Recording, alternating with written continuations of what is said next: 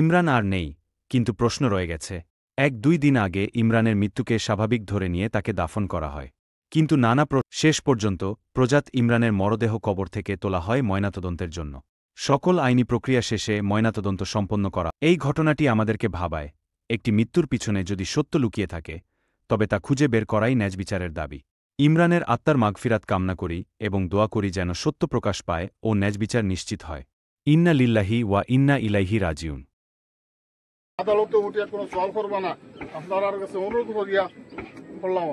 তো এখানে শহীদ মোহাম্মদ আমাদের সহিত ইতিমধ্যে কথা বলেছিলেন, আরো একটু কথা রয়ে গেছে ওনার শহীদ, কি বলতে চাইছো তুমি?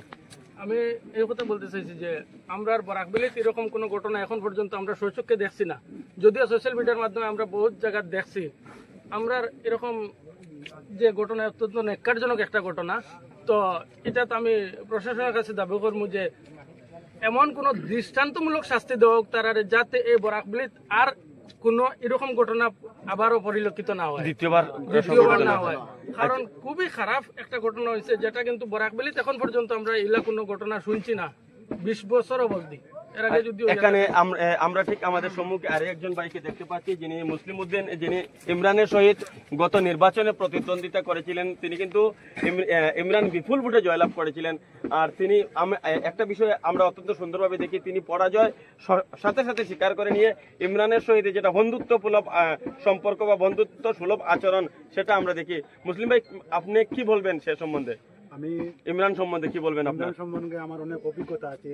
ইমরান একজন ভালো মানুষ, ইমরান ভালো মনের মানুষ। আমি মনে করি যে দক্ষিণ শিলচরের মধ্যে যেভাবে পঞ্চায়েত ইলেকশনে যে প্রতিদ্বন্দ্বিতা হয়েছে এবং আমরা যে বন্ধুত্বর মিলন করে 10 মিনিট 15 মিনিট পর পর আমরা ফোনে যোগাযোগ করে এবং পাবলিক তাদের মত বিনিময় করেছে, তাদের ভোট দিয়েছেন, কিন্তু আমরা বন্ধুত্ব রয়ে গেছে। ইলেকশনের পরেও আমার সঙ্গে তার ভালো একটা অনুভব ছিল এবং আমাকে এই মুহূর্তে একটা আজকের দিনে যেখানে কবরিস্তান, সেই কবরিস্তানে একটা ব্রিজ ছিল, সেই ব্রিজে অপূর্ণ তোরা কাজ ছিল, সেই পূরণ করে দিয়ে বলেছিল আমার ভাই এখানে বর্ষার দিনে মানুষ মারা যেতে পারে, তাহলে সুব্যবস্থা করে দেয় এবং তুমি সঙ্গে থাকবে এবং পুরানো কাজগুলো যাতে হবে।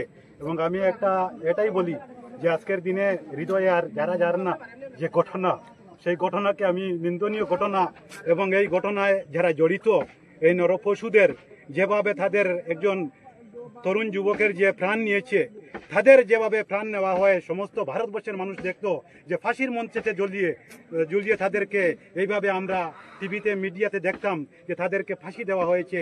আমরা বসে বসে আমরা ইমরানের দোয়া করতাম যে আল্লাহ তাদের যেন মাগফিরাত কামনা করেন, এইটুকু আমি আশা রেখে।